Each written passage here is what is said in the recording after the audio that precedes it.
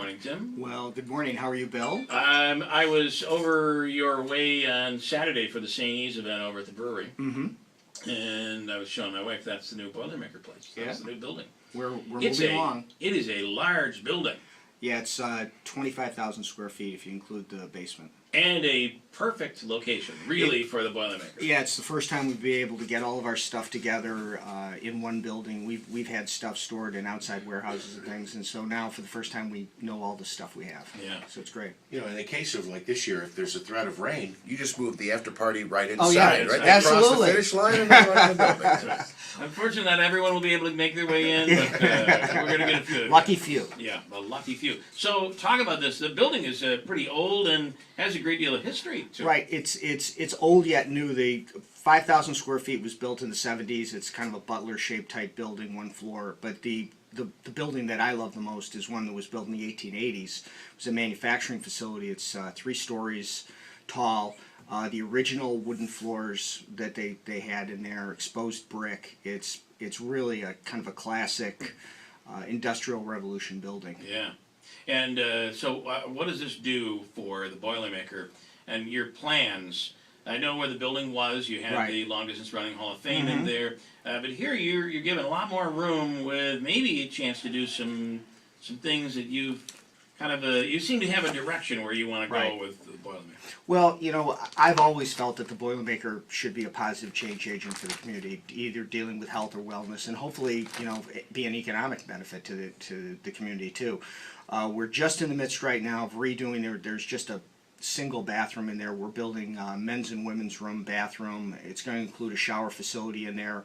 So if we're going to support perhaps after school activities, running things such as that or whatever, we're going to be capable of being able to do that. The other thing is that we have 37 years of history of the Boilermaker, and this is going to be really our first chance to be able to show some things that people have really never seen before. For example, we have the original map that was done almost literally on the back of a napkin of how the race was laid out. I love all that stuff. Yeah, I mean it's really cool. So you'll be able to put that stuff on display. And I'm really interested in the after-school stuff you're talking about. So, because now you're over in West Utica, and this really helps solidify that area which we've been losing a bit of, right? Absolutely. I mean, West Utica has been a little rough over the last it is a few little. years. Well, it's a lively area, that's for sure. Is. But you know we're now in a residential community. We weren't that when we were in Genesee Street. Yeah. We're down the street from really one of the poorer schools, Kernan, in the Utica School District.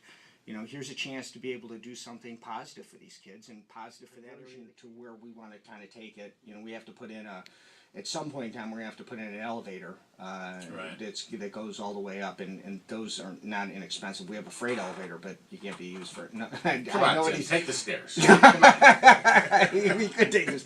You know what? I don't miss those stairs. That's the one thing I don't miss anymore. Right, you had no elevator. Stairs. We had nothing. Yeah. Every morning was my workout, to the top floor. Yeah.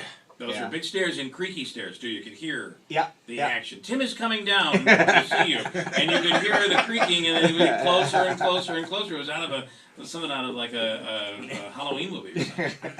All right, so great stuff over there, and it's going to take you some time, but you guys are officially in there now. We are officially there, so we're excited about it, and pretty soon we'll be able to bring people through and things like that.